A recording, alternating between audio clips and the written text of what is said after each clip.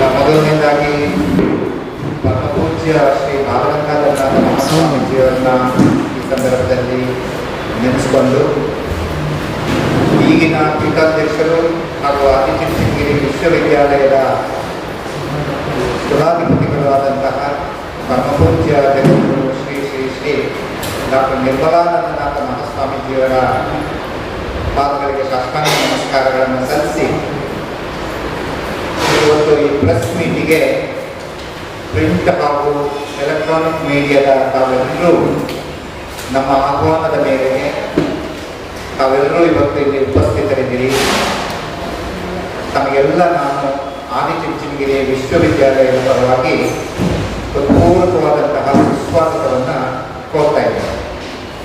ನಾನು doctor C K Subraya, registrar Adichunchanagiri university, ಕುಲಸಚಿವರು ಆದಿಚುಂಚನಗಿರಿ ವಿಶ್ವವಿದ್ಯಾಲಯ, ಹಾಗೆ ಡಾಕ್ಟರ್ ಶೋಭಿತ್ ರಂಗಪ್ಪ ಅವರು director of Adichunchanagiri institute of molecular medicine ಅದರ ಮುಖ್ಯಸ್ಥರಾಗಿದ್ದಾರೆ. ಅವರು ಸಹ ನನ್ನ ಜೊತೆಗೆ ಇವತ್ತು ಉಪಸ್ಥಿತರಿದ್ದಾರೆ. ಇವತ್ತಿನ ಈ ಪ್ರೆಸ್ ಮೀಟಿನ ಮುಖ್ಯ ಉದ್ದೇಶ ನಾವೊಂದು international conference on interdisciplinary approaches in health sciences for translational research ಅಂತಕ್ಕಂತಹ ಬಹಳ ವಿಶೇಷವಾದಂತಹ ಒಂದು ಅಂತಾರಾಷ್ಟ್ರೀಯ ಮಟ್ಟದ ಈ ಕಾನ್ಫರೆನ್ಸನ್ನು ಮಾಡ್ತಾ ಇದ್ದಾರೆ. ಅದಕ್ಕೆ ತಮ್ಮನ್ನೆಲ್ಲ ನಾವು ಆಹ್ವಾನಿಸಿ ಬಹಳಷ್ಟು ಜನರಿಗೆ ತಲುಪಿ ತಮ್ಮ ಪ್ರಿಂಟ್ ಹಾಗೂ ಎಲೆಕ್ಟ್ರಾನಿಕ್ ಮೀಡಿಯಾ ಮುಖಾಂತರ ಅಂತಕ್ಕಂಥದ್ದು ತಿಳಿಸ್ತಿದ್ದೇವೆ. ಆದಿಚುಂಚನಗಿರಿ ಮಹಾಸಂಸ್ಥಾನ ಮಠ ತಮಗೆಲ್ಲರಿಗೂ ಗೊತ್ತಿದೆ, ಸುಮಾರು 1800 ವರ್ಷಕ್ಕಿಂತಲೂ ಹೆಚ್ಚು ಇತಿಹಾಸ ಉಳಿದಿರ್ತಕ್ಕಂತಹ ಒಂದು ಆಧ್ಯಾತ್ಮಿಕ ಪರಂಪರೆಯ ಮಹಾಸಂಸ್ಥಾನ ಮಠ. ಅದರ 72ನೇ ಗುರುಗಳಾಗಿ ಪೂಜ್ಯ ಶ್ರೀ ಡಾಕ್ಟರ್ ನಿರ್ಮಲಾನಂದ ಮಹಾಸ್ವಾಮೀಜಿಯವರು ಆ ಮಹಾಸಂಸ್ಥಾನ ಪೀಠವನ್ನು ಬಹಳ ವಿಶೇಷವಾಗಿ ಸಾಮಾಜಿಕವಾಗಿ, ಶೈಕ್ಷಣಿಕವಾಗಿ ಹಾಗೂ ಬೇರೆ ಬೇರೆ ಕ್ಷೇತ್ರಗಳಲ್ಲಿ ನಡೆಸ್ಕೊಂಡು ಹೋಗ್ತಿರ್ತಕ್ಕಂಥದ್ದು ತಮಗೆಲ್ಲರಿಗೂ ಗೊತ್ತಿದೆ. ನಮ್ಮದು 9 ಲಿಂಕ್ಸ್ ಅಂತ ಅಂದರೆ ಅನ್ನ, ಅಕ್ಷರ, ಆರೋಗ್ಯ, ಆಧ್ಯಾತ್ಮಿಕ, ಹಾಗೆ ಅರಣ್ಯ, ಆಕಳು, ಅನುಕಂಪ, ಹೀಗೆ ಒಟ್ಟು 9 ಆಯಾಮಗಳಲ್ಲಿ ಮಹಾಸಂಸ್ಥಾನ ಮಠ ಕಾರ್ಯ ಮಾಡಿಕೊಂಡು ಸಾಮಾನ್ಯ ಜನರಿಗೂ ವಿದ್ಯೆ ಸಿಗಬೇಕು, ಸಾಮಾನ್ಯ ಜನರಿಗೂ ಆರೋಗ್ಯದ ಹೆಲ್ತ್ ಇದಕ್ಕೆ ಅವಕಾಶ ಆಗಬೇಕು ಅಂತಕ್ಕಂಥದ್ದು, ಹಾಗೆ ಎನ್ವೈರನ್ಮೆಂಟಲ್ ಇರ್ಬೋದು, ಹಸಿದವರಿಗೆ ಅನ್ನ ಕೊಡ್ತಕ್ಕಂಥದ್ದು ಇರ್ಬೋದು, ಇದು ಮಹಾಸಂಸ್ಥಾನ ಮಠದ ಒಂದು ಮೂಲ ಧ್ಯೇಯೋದ್ದೇಶ ಇಟ್ಕೊಂಡು ಆಧ್ಯಾತ್ಮಿಕದ ಬಗ್ಗೆಯೂ ವಿಶೇಷವಾಗಿ ಮಾಡ್ಕೊಂಡು ಬರ್ತಿರ್ತಕ್ಕಂಥದ್ದು ಒಂದು. ಎರಡನೇದು ಆದಿಚುಂಚನಗಿರಿ ಶಿಕ್ಷಣ ಟ್ರಸ್ಟ್ ಅಂತಕ್ಕಂಥದ್ದು 1974ರಲ್ಲಿ ಪ್ರಾರಂಭ ಆಯಿತು.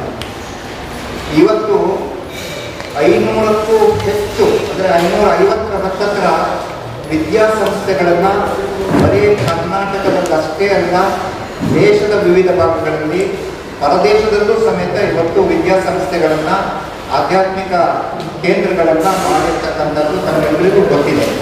ನಮ್ಮ ವೆಬ್ಸೈಟಿಗೆ ಹೋದರೆ ಎಲ್ಲವೂ ನಮಗೆ ಅವೈಲೇಬಲ್ ಇದೆ. ಇದು ವಿದ್ಯಾಸಂಸ್ಥೆಗಳು. ಅಲ್ಲಿ ಸುಮಾರು 1,70,000 ವಿದ್ಯಾರ್ಥಿಗಳು ಒಂದು ಸಮಯದಲ್ಲಿ ನೀವು ಲೆಕ್ಕ ತಗೊಂಡ್ರೆ ಅಷ್ಟು ಜನ ವಿದ್ಯಾರ್ಥಿಗಳು ಅಲ್ಲಿ ವ್ಯಾಸಂಗವನ್ನು ಮಾಡ್ತಿರ್ತಕ್ಕಂಥದ್ದು. ಅದು ಹೇಗಿದೆ ಅಂತಂದರೆ ನಮ್ಮಲ್ಲಿ LKG, UKG ಅಂತ ಪ್ರೀ ನರ್ಸರಿ ಅಂತ ಹೇಳ್ತೀವಿ, ಅಲ್ಲಿಂದ ಹಿಡಿದು ಪೋಸ್ಟ್ ಗ್ರಾಜ್ಯುಯೇಷನ್, PhD ವರೆಗೂ ಎಷ್ಟೆಲ್ಲ ಓದ್ಬೋದು ಅಂತಕ್ಕಂಥದ್ದು ಇಲ್ಲಿದೆ. ಅವೆಲ್ಲದಕ್ಕೂ ಅವಕಾಶ ಇರ್ತಕ್ಕಂತಹ ಒಂದು ಸಂಸ್ಥೆ ಆದಿಚುಂಚನಗಿರಿ ಶಿಕ್ಷಣ ಟ್ರಸ್ಟ್. ಅದು ಮೂಲ ಸಂಸ್ಥೆ. ಆ ಮೂಲ ಸಂಸ್ಥೆ ಬಹಳಷ್ಟು ಗ್ರಾಮೀಣ ಭಾಗದಲ್ಲಿ ವಿದ್ಯಾಸಂಸ್ಥೆಗಳನ್ನು ತೆರೆದಿರ್ತಕ್ಕಂಥದ್ದು ತಮಗೆ ಗೊತ್ತಿದೆ. ಅದು ಶಾಲೆ, ಕಾಲೇಜುಗಳಿರ್ಬೋದು, ಎಲ್ಲವೂ. ಆ ಒಂದು ಸಂಸ್ಥೆಯಲ್ಲಿ ತಮಗೆ ಗೊತ್ತಿದೆ, ಅಲ್ಲಿ ಮೆಡಿಕಲ್ ಕಾಲೇಜ್ ಇರ್ಬೋದು, ಹೆಲ್ತ್ ಸೈನ್ಸ್ಗೆ ಸಂಬಂಧಪಟ್ಟಿರ್ತಕ್ಕಂಥದ್ದು ಇರ್ಬೋದು, ಅಥವಾ ಎಂಜಿನಿಯರಿಂಗ್ ಇರ್ಬೋದು, ಆಯುರ್ವೇದಿಕ್ ವಿದ್ಯಾಸಂಸ್ಥೆಗಳು, ಹಾಸ್ಪಿಟಲ್ಸು ಮತ್ತು ಕಾಲೇಜುಗಳಿರ್ಬೋದು, ಬೇರೆ BSc, BCom, ಜನರಲ್ ಡಿಗ್ರಿ ಹೇಳ್ತಿರೋ ಎಲ್ಲವೂ ಒಂದು ಆದಿಚುಂಚನಗಿರಿ ಶಿಕ್ಷಣ ಟ್ರಸ್ಟ್ನಲ್ಲಿ ನಡೀತಾ ಇದೆ.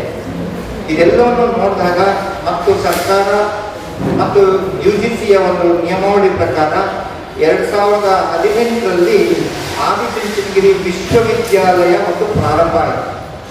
2018ರಲ್ಲಿ ನಮ್ಮದೇ ಆದಂಥ ಒಂದು ವಿಶ್ವವಿದ್ಯಾಲಯ ಪ್ರಾರಂಭ ಆಗಿ ಈಗ 8 ವರ್ಷಗಳನ್ನು ಕಳೆದಿದೆ. ಅನೇಕ ವಿದ್ಯಾರ್ಥಿಗಳು ಅಲ್ಲೇನೇ ಡಿಗ್ರಿ ತಗೊಂಡು ದೇಶ ವಿದೇಶಗಳಲ್ಲಿ ಅವರೆಲ್ಲರೂ ಈ ತಮ್ಮ ಕಾರ್ಯಕ್ಷೇತ್ರದಲ್ಲಿ ಮಾಡಿಕೊಂಡು ಹೋಗ್ತಾ ಇದ್ದಾರೆ. ಈ ಆದಿಚುಂಚನಗಿರಿ ವಿಶ್ವವಿದ್ಯಾಲಯ ಸ್ವಲ್ಪ ವಿಶೇಷವಾದದ್ದು ಬೇರೆ ಎಲ್ಲ ವಿಶ್ವವಿದ್ಯಾಲಯಗಳಿಂದ. ಏನಪ್ಪಾ ಅಂತಂದ್ರೆ ಇದು ಮಲ್ಟಿ ಡಿಸಿಪ್ಲಿನರಿ ಯೂನಿವರ್ಸಿಟಿ ಅಂತ ಹೇಳ್ತೀವಿ. ಯಾಕೆ ಮಲ್ಟಿ ಡಿಸಿಪ್ಲಿನರಿ ಅಂದರೆ ಯಾವುದೋ ಒಂದಕ್ಕೆ ಮಾತ್ರ ಸೀಮಿತ ಆಗಿಲ್ಲ. ಅಲ್ಲಿ ಮೆಡಿಕಲ್ ಸೈನ್ಸಸ್ ಅಂತ ಹೇಳ್ಬಿಟ್ಟು ಸೈನ್ಸಸ್, ಅಲ್ಲಿ ಫಾರ್ಮಸಿ ಇದೆ, MBBS ಇದೆ, ನರ್ಸಿಂಗ್ ಇದೆ, ಅಲೈಡ್ ಹೆಲ್ತ್ ಸೈನ್ಸಸ್ ಇದೆ, ಅದು ಒಂದು ಆಯಾಮ ಆದರೆ ಇಂಜಿನಿಯರಿಂಗ್ ಮತ್ತು ಮ್ಯಾನೇಜ್ಮೆಂಟ್ ಅಂತಕ್ಕಂತಹ ಕೋರ್ಸಸ್ ಅನ್ನು ಸಹ ಅಲ್ಲಿ ಶುರು ಮಾಡಿದೆ. ಟೆಕ್ನಾಲಜಿ ಅಲ್ಲಿ ಬೇರೆ ಬೇರೆ ಕೋರ್ಸ್ಗಳು ಅಲ್ಲಿರ್ತಕ್ಕಂಥದ್ದು ಇದೆ. ಅದರ ಜೊತೆಗೆ humanities and social sciences, arts ಇರ್ಬೋದು, ಕಾಮರ್ಸ್ ಇರ್ಬೋದು, ಕಂಪ್ಯೂಟರ್ ಅಪ್ಲಿಕೇಶನ್ಸ್ ಇರ್ಬೋದು, ಇವೆಲ್ಲ ಕೋರ್ಸ್ಗಳು ಹೀಗೆ ಬೇರೆ ಬೇರೆ ಫ್ಯಾಕಲ್ಟಿಗಳನ್ನು ನಾವು ಅಲ್ಲಿ ಮಾಡಿಕೊಂಡು ಮಾಡ್ತಿದ್ದೇವೆ. ಅದೇ ಥರ ನ್ಯಾಚುರಲ್ ಸೈನ್ಸಸ್ ಅಂತಕ್ಕಂಥದ್ದು ಸಹ ಇದೆ. ಆ ನ್ಯಾಚುರಲ್ ಸೈನ್ಸಸ್ನಲ್ಲಿ ಈಗೇನು ಇವತ್ತು ನಾವು ನೋಡ್ತಾ ಇದ್ದೇವೆ ಎಮರ್ಜಿಂಗ್ ಏರಿಯಾಸ್, ಅದು ಬಯೋಟೆಕ್ನಾಲಜಿ ಇರ್ಬೋದು, ಮೈಕ್ರೋಬಯಾಲಜಿ ಇರ್ಬೋದು, ಬಯೋಕೆಮಿಸ್ಟ್ರಿ ಇರ್ಬೋದು, ಕ್ಯಾನ್ಸರ್ ಬಯಾಲಜಿ ಇರ್ಬೋದು, ಅಲ್ಲಿ ರಿಸರ್ಚ್ಗೆ ಒತ್ತು ಕೊಡ್ತಕ್ಕಂತಹ ಅನೇಕ ಸಬ್ಜೆಕ್ಟ್ಗಳು ಸಹ ಅಲ್ಲಿ ಪ್ರಾರಂಭವಾಗಿದ್ದೇವೆ. ಅದು BSc, MSc, BBA, BCom ಈ ಥರ ಎಲ್ಲ ಕೋರ್ಸ್ಗಳು ಇರ್ತಕ್ಕಂಥದ್ದು. ಇದರ ಜೊತೆಗೆ ಇವತ್ತು ನಮಗೆ ಮಕ್ಕಳನ್ನು ತಯಾರು ಮಾಡಲಿಕ್ಕೆ ಏನು ಟೀಚರ್ಸ್ ಬಹಳ ಮುಖ್ಯ. ಆ ಟೀಚರ್ ಎಜುಕೇಶನ್ ಸಮೇತ ನಮ್ಮಲ್ಲಿ ಇದೆ. ಅದು 2 ವರ್ಷದ BEd ಇತ್ತು, ಈಗ 4 ವರ್ಷದ ಇಂಟಿಗ್ರೇಟೆಡ್ BEd ಕೋರ್ಸ್ ಅನ್ನು ಸಹ ನಾವು ಶುರು ಮಾಡಿದ್ದೇವೆ. 4 years BEd ಕೋರ್ಸ್. ಹೀಗೆ ನೀವು ಯಾವುದು ಹೇಳ್ತೀರೋ ಅವೆಲ್ಲ ಕೋರ್ಸ್ಗಳು ಸಮೇತ ಆದಿಚುಂಚನಗಿರಿ ವಿಶ್ವವಿದ್ಯಾಲಯದಲ್ಲಿ ಇದೆ. ಇದು 2018ರಲ್ಲಿ ಪ್ರಾರಂಭ ಆಗಿರ್ತಕ್ಕಂಥದ್ದು. ಇದರ ಕುಲಾಧಿಪತಿಗಳು ಪೂಜ್ಯ ಶ್ರೀ ಡಾಕ್ಟರ್ ನಿರ್ಮಲಾನಂದನಾಥ ಸ್ವಾಮೀಜಿ, ನಾವು ಚಾನ್ಸಲರ್ ಅಂತ ಹೇಳ್ತೀವಲ್ಲ ಅವರು. ಇವೆಲ್ಲವೂ ಗವರ್ಮೆಂಟ್ ನಿಯಮಕ್ಕೆ ಒಳಪಟ್ಟು ಆಗಿರ್ತಕ್ಕಂಥದ್ದು. ಅಲ್ಲಿ ಡಾಕ್ಟರ್ SN ಶ್ರೀಧರ್ ಅವರು ವೈಸ್ ಚಾನ್ಸಲರ್ ಆಗಿದ್ದಾರೆ. ಈಗ ಹಿಂದಿನ 2 ಜನ ವೈಸ್ ಚಾನ್ಸಲರು ನಿವೃತ್ತಿ ಬಂದಿದ್ದ ನಂತರ ನಾನು ರಿಜಿಸ್ಟ್ರಾರ್ ಆಗಿದ್ದೀನಿ. ಕುಲಸಚಿವರನ್ನ ಡಾಕ್ಟರ್ CK ಸುಬ್ರಾಯ. ಇವರು ಒಂದು ವಿಂಗು, ರಿಸರ್ಚ್ ವಿಂಗು ಇದೆ, ಕ್ಯಾನ್ಸರ್ ಬಯಾಲಜಿ ಮತ್ತೆ ಮಾಲಿಕ್ಯುಲರ್ ಮೆಡಿಸಿನ್ಸ್ ಸಂಬಂಧಪಟ್ಟಿರ್ತಕ್ಕಂಥದ್ದು. ಅಂದರೆ ಲ್ಯಾಬೊರೇಟರಿಯಿಂದ ಹೇಗೆ ಅದನ್ನ ಅಪ್ಲಿಕೇಶನ್ ಮಾಡ್ಬೋದು ಕ್ಲಿನಿಕಲ್ ಹಾಸ್ಪಿಟಲಿಗೆ ಮಾಡ್ತಕ್ಕಂತಹ ಒಂದು ವ್ಯವಸ್ಥೆ, ಇಲ್ಲಿಂದ ಟ್ರಾನ್ಸ್ಫಾರ್ಮೇಷನ್ ಮಾಡ್ತಕ್ಕಂಥ ಟ್ರಾನ್ಸ್ಲೇಷನ್ ಮಾಡ್ತಕ್ಕಂತಹ ಒಂದು ಇದಕ್ಕೆ ಹೆದ್ದಾಗಿ ನಮ್ಮ ಡಾಕ್ಟರ್ ಶೋಭಿತ್ರವರು ಅದನ್ನು ಬಹಳ ವಿಶೇಷವಾಗಿ ಅಂತಾರಾಷ್ಟ್ರೀಯ ಮಟ್ಟಕ್ಕೆ ತಗೊಂಡಿದ್ದಾರೆ. ಅವರೇ ಯೋಚನೆ ಮಾಡಿ ನಾವು ಒಂದು ಈ ರೀತಿಯಾಗಿ ಇಂಟರ್ನ್ಯಾಷನಲ್ ಕಾನ್ಫರೆನ್ಸ್ ಮಾಡಬೇಕು. ಇವತ್ತಿನ ಯುವ ಪೀಳಿಗೆಗೆ ಈ ರಿಸರ್ಚ್ ಏನು ಸಂಶೋಧನೆಗಳಿದೆ ಇದರ ಬಗ್ಗೆ ಉತ್ಸಾಹ, ಕುತೂಹಲ ಮತ್ತೆ ಅದನ್ನು ಇನ್ನು ಮುಂದುವರಿಸಿಕೊಂಡು ಹೋಗ್ಲಿಕ್ಕೆ ವ್ಯವಸ್ಥೆ ಇರಬೇಕು. ನಾವು ಪೇಪರ್ ಪಬ್ಲಿಷ್ ಮಾಡ್ತಿದ್ದೇವೆ, ಈಗಾಗಲೇ ಪೇಟೆಂಟ್ಗಳನ್ನು ಸುಮಾರಷ್ಟು ತಗೊಂಡಿದ್ದೇವೆ, ಕಮರ್ಷಿಯಲೈಸೇಷನ್ ಮಾಡೋಂಥ ಪ್ರಾಡಕ್ಟ್ಗಳನ್ನು ಮಾಡ್ತಿದ್ದೇವೆ. ಇವೆಲ್ಲವೂ ಒಂದು ಸಂಸ್ಥೆನಲ್ಲಿ ಆಗ್ತಿದೆ ಅಂತಂದರೆ ಇದು ಸ್ವಲ್ಪ ಪ್ರಚಾರ ಆಗಬೇಕು ಅನ್ನೋ ದೃಷ್ಟಿಯಲ್ಲಿ ಈ ಇಂಟರ್ನ್ಯಾಷನಲ್ ಕಾನ್ಫರೆನ್ಸನ್ನು ಮಾಡ್ತಾ ಇದ್ದೇವೆ. ಇಂಟರ್ನ್ಯಾಷನಲ್ ಕಾನ್ಫರೆನ್ಸ್ನ ಹೆಸರು so interdisciplinary approaches in health sciences for translational research ಅಂತಕ್ಕಂಥದ್ದನ್ನು ಮಾಡ್ತಾ ಇದ್ದೇವೆ. ಇದನ್ನು ದಿನಾಂಕ ಜೂನ್ 22, 23 2 ದಿನಗಳ ಕಾಲ ಬಹಳಷ್ಟು ಸುಮಾರು 350ಕ್ಕೂ ಹೆಚ್ಚು ಈ ಏನು ಸಂಶೋಧಕರು ಇದರಲ್ಲಿ ಪಾಲ್ದಾರರಾಗಿದ್ದಾರೆ. ಈಗ ಆಲ್ರೆಡಿ ರಿಜಿಸ್ಟ್ರೇಷನ್ ಮಾಡಿದ್ದಾರೆ. ನಮಗೆ 500 ಮೇಲೆ ಹೋಗ್ತದೆ, ಯಾಕೆಂತಂದರೆ ಅಷ್ಟು ಜನ ಇನ್ನೂ ರಿಜಿಸ್ಟ್ರೇಷನ್ ಮಾಡ್ತಾ ಇದ್ದಾರೆ. ಅದರಿಂದ ಇದೊಂದು ರೀತಿ ಬರೀ ಒಂದು ಸೈಡು ನಾವು ಯಾರೋ ಎಕ್ಸ್ಪರ್ಟ್ಸು ಪಾಠ ಮಾಡ್ತಕ್ಕಂಥದ್ದು ಅಥವಾ ತಿಳಿದಿರ್ತಕ್ಕಂಥದ್ದಲ್ಲ. ಆ ವಿದ್ಯಾರ್ಥಿಗಳ ಮನಸ್ಸಿನಲ್ಲಿ ಏನೆಲ್ಲ ಕುತೂಹಲಗಳಿವೆ ಅವುಗಳನ್ನೆಲ್ಲವನ್ನು ಅದನ್ನು ಪರಿಹರಿಸಿಕೊಳ್ಳಲಿಕ್ಕೆ ಇದೊಂದು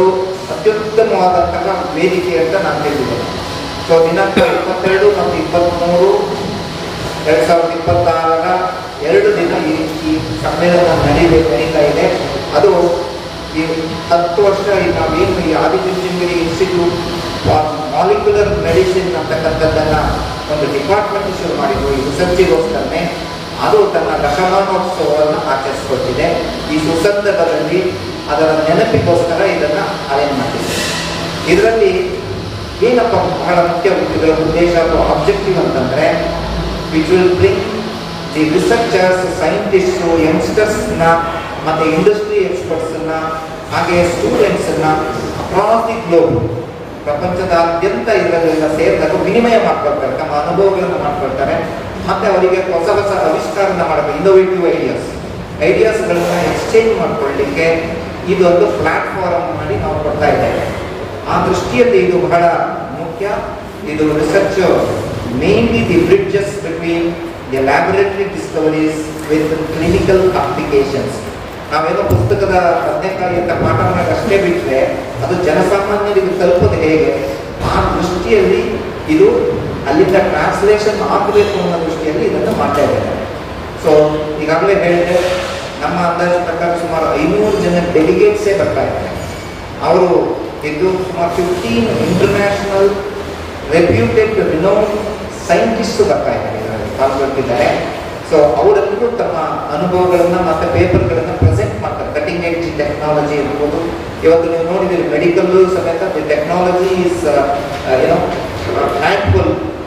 handy in most of the equipments ಇದೆಲ್ಲ ಹ್ಯಾಂಡಲ್ ಮಾಡೋದಕ್ಕೆ ಬಹಳ ಮುಖ್ಯ. ಅದು ದಿ ಕಾನ್ಫರೆನ್ಸನ್ನು ಇದಕ್ಕೆ ಪರಮ ಪೂಜ್ಯ ಶ್ರೀ ಡಾಕ್ಟರ್ ನಿರ್ಮಲಾನಂದನಾಥ ಮಹಾಸ್ವಾಮೀಜಿಯವರು, ನಮ್ಮ ಚಾನ್ಸಲರು, ಅವರು ದಿವ್ಯ ಸಾನ್ನಿಧ್ಯ ಹಾಗೂ ಆಶೀರ್ವಚನ ನೀಡ್ತಿದ್ದಾರೆ. ಇದಕ್ಕೆ ವಿಶೇಷತೆ ಅಂತಂದರೆ his excellency the governor of Karnataka, Shri honourable governor of Karnataka Shri Thawar Chand Gehlot ಅವರು ಈ ಸಂದರ್ಭದಲ್ಲಿ ಇದನ್ನು ಉದ್ಘಾಟನೆ ಮಾಡ್ತಿದ್ದಾರೆ ಹಾಗೂ ಉದ್ಘಾಟನಾ ಭಾಷಣ ಮಾಡ್ತಿದ್ದಾರೆ. ಅದೇ ರೀತಿ ಒಂದು 2-3 ಜನ ಇಂಪಾರ್ಟೆಂಟ್ ಗೆಸ್ಟು ಸಹ ಬರ್ತಾ ಇದ್ದಾರೆ. ಶ್ರೀ ಡಾಕ್ಟರ್ ಶರಣ್ ಪ್ರಕಾಶ್ ಪಾಟೀಲ್ರು, ತಮಗೆ ಗೊತ್ತಿದೆ ಇವಾಗ ವೈದ್ಯಕೀಯ ಶಿಕ್ಷಣದ ಮಾನ್ಯ ಮಂತ್ರಿಗಳು, ಜೊತೆಗೆ ಸ್ಕಿಲ್ ಡೆವಲಪ್ಮೆಂಟ್, ಕೌಶಲ್ಯ ಅಭಿವೃದ್ಧಿಯ 2 ಪೋರ್ಟ್ಫೋಲಿಯೋವನ್ನು ಹೊಂದಿರ್ತಕ್ಕಂಥ ಅವರು ಬರ್ತಿದ್ದಾರೆ. ಯಾಕೆಂದರೆ ನಮ್ಮದು ಮೆಡಿಕಲ್ ಕಾಲೇಜುಗಳು ಸಮೇತ ಇದು ಮತ್ತು ಮೆಡಿಕಲ್ ಅಪ್ಲಿಕೇಶನ್ಸೇ ಜಾಸ್ತಿ ಇದ್ದಿದ್ದರಿಂದ ಅವರು ಬರ್ತಿದ್ದಾರೆ.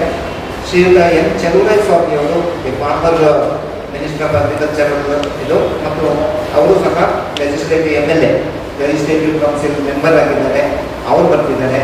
ಪ್ರೊಫೆಸರ್ KS ರಂಗಪ್ಪ ಅವರು ಫಾರ್ಮರ್ ವೈಸ್ ಚಾನ್ಸಲರ್ ಆಫ್ 2 ವಿಶ್ವವಿದ್ಯಾಲಯಗಳು, ಮೈಸೂರು ವಿಶ್ವವಿದ್ಯಾಲಯ ಹಾಗೂ ಮುಕ್ತ ವಿಶ್ವವಿದ್ಯಾಲಯ ಓಪನ್ ಯೂನಿವರ್ಸಿಟಿಗಾಗಿದ್ದಾರೆ. ಶ್ರೀಯುತ ಗಣೇಶ್ರವರು, KN ಗಣೇಶ್ ಅಂತಕ್ಕಂಥವರು CNR ರಾವ್ ಅವರ ಕೋರ್ಸ್ ಬಹಳ ಅವರ ಜೊತೆಯಲ್ಲಿ ಕೆಲಸ ಮಾಡಿದಂಥವರು, ಬಹಳ ವಿಶೇಷವಾಗಿ ಅಂತಾರಾಷ್ಟ್ರೀಯ ಮಟ್ಟದಲ್ಲಿ ರಿಸರ್ಚ್ ಇರ್ಬೋದು, ಅಡ್ಮಿನಿಸ್ಟ್ರೇಷನ್ ಇರ್ಬೋದು ಮಾಡಿದಂಥವರು. ಅವರು ನಮಗೆ ಕೀನೋಟ್ ಅಡ್ರೆಸ್ ಮಾಡ್ತಾರೆ. ನಮ್ಮ ಎಲ್ಲ ರಿಸರ್ಚ್ ಸ್ಕಾಲರ್ಸ್ ಸ್ಫೂರ್ತಿಯಾಗಿ ಅವರು ಬರ್ತಿದ್ದಾರೆ. ಹಾಗೆ ಪ್ರೊಫೆಸರ್ ಶಿನ್ ಇಚಿರೋ ನಿಶಿಮುರಾ ಜಪಾನ್ನಿಂದ ಪ್ರೊಫೆಸರು, ಇವರಿಗೆ ಬಹುಶಃ ನೊಬೆಲ್ ಪ್ರೈಸು ಸಿಗುವಂತಹ ಅಂತಹ ಇವರು ಕಂಪೀಟ್ ಮಾಡುವಂಥ ವ್ಯಕ್ತಿ ನಮ್ಮಲ್ಲಿ ಬರ್ತಿದ್ದಾರೆ. ಅವ್ರ ಜೊತೆಗೆ ಅನೇಕ ಪ್ರೊಫೆಸರ್ಸು ಬರ್ತಿದ್ದಾರೆ. ಸೊ ಇವರೆಲ್ಲರೂ ಆ ದಿನ ಬಂದು 2 ದಿನದ ಕಾರ್ಯಕ್ರಮವನ್ನು ಅವರು ಇದು ಹೊಕ್ಕೈಡೋ ಯೂನಿವರ್ಸಿಟಿ ಜಪಾನ್ ಅಲ್ಲಿಂದ ಅವರು ಬರ್ತಿದ್ದಾರೆ. ಹಾಗೆ ನಮ್ಮ ಕುಲಪತಿಗಳು ಮತ್ತು ಕುಲ ಸಚಿವರು, ಇತರ ಎಲ್ಲ ಪ್ರೊಫೆಸರ್ಸು, ಪ್ರಿನ್ಸಿಪಾಲ್ಸು ಎಲ್ಲರೂ ಇರ್ತಕ್ಕಂಥ ಈ ಸಮ್ಮೇಳನ ಯಶಸ್ವಿ ಆಗಬೇಕು ಅನ್ನೋ ದೃಷ್ಟಿಯಲ್ಲಿ ನಾವು ನಿಮ್ಮನ್ನು ಇಲ್ಲಿ ಬರಮಾಡ್ಕೊಂಡಿದ್ದೇವೆ. ತಮಗೆಲ್ಲರಿಗೂ ಗೊತ್ತಿದೆ, ಆದಿಚುಂಚನಗಿರಿ ಮಹಾಸಂಸ್ಥಾನ ಮಠ ಇರ್ಬೋದು, ಆದಿಚುಂಚನಗಿರಿ ಶಿಕ್ಷಣ ಟ್ರಸ್ಟ್ ಇರ್ಬೋದು, ನಮ್ಮದು 3 ಆಯಾಮ ಆದಿಚುಂಚನಗಿರಿ ವಿಶ್ವವಿದ್ಯಾಲಯ. ನಮಸ್ಕಾರ.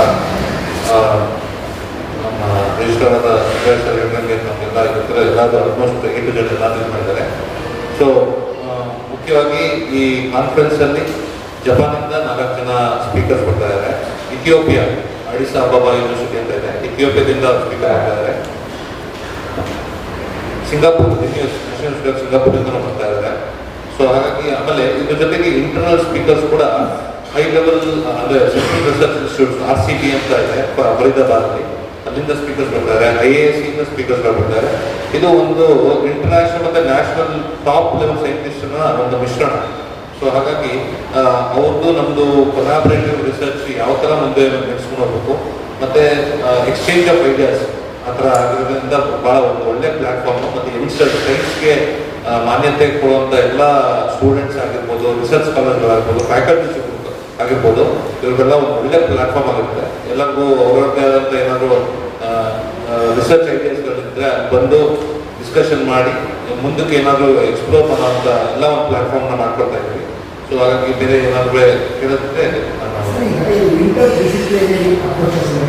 ಈ ಲಿಸ್ಟ್ ಆಫ್ ಸೈಂಟಿಸ್ಟ್ಲಿ ಮೆಡಿಕಲ್ ಡಾಕ್ಟರ್ಸ್ ಮಾಡ್ಕೊಂಡು ಇಂಟರ್ ಡಿಸಿಪ್ಲಿನರಿ US ಅಲ್ಲಿ ಮೇಜರ್ ಆಗಿ ಮೆಡಿಕಲ್ ಡಾಕ್ಟರ್ಸ್ ಕೂಡ 1 ವರ್ಷ ರಿಸರ್ಚ್ ಮಾಡ್ತಾರೆ. ಬಟ್ ನಮ್ಮಲ್ಲಿ ಮೆಡಿಕಲ್ MBBS ಮಾಡ್ಬೇಕಾದ್ರೆ ಇವುಗಳು ರಿಸರ್ಚ್ ಮಾಡಲ್ಲ. ಇಂಟರ್ ಡಿಸಿಪ್ಲಿನರಿ ಮೆಡಿಕಲ್ ಡಾಕ್ಟರ್ಸ್ ಕೂಡ ರಿಸರ್ಚ್ ಜೊತೆ ಕೊಲಾಬ್ರೇಷನ್ ಆಗಿ ವರ್ಕ್ ಮಾಡಿದಾಗ ನಿಮ್ಗೆ ಇನ್ನೂ ಹೆಚ್ಚಿನ ಮಾಹಿತಿ ರಿಸರ್ಚ್ ಮಾಡಕ್ಕೆ ಸಿಗ್ತದೆ. ಇದು ಇಂಟರ್ ಡಿಸಿಪ್ಲಿನರಿ ಅಂತ ನಾವು ಹೇಳ್ತೀವಿ. ಸೊ ಈ ಥರ ಮಾಡಿದಾಗ ಹೆಚ್ಚಿಗೆ ನಾಲೆಡ್ಜು ಸಿಗುತ್ತೆ. ಆಮೇಲೆ ನಮಗೆ ರಿಸರ್ಚರ್ಸ್ಗಳಿಗೆ ಒಬ್ಬ ಡಾಕ್ಟ್ರು ಲೈವ್ ಆಗಿ ಪೇಷಂಟ್ಸ್ ನೋಡ್ತಾರೆ, ಏನಾಗಿರ್ಬೋದು ಅಂತ. ಇದನ್ನ ಒಬ್ಬ ರಿಸರ್ಚರ್ ಜೊತೆ ಕೋಆರ್ಡಿನೇಷನ್ ಮಾಡ್ತಿರ್ತಾರೆ.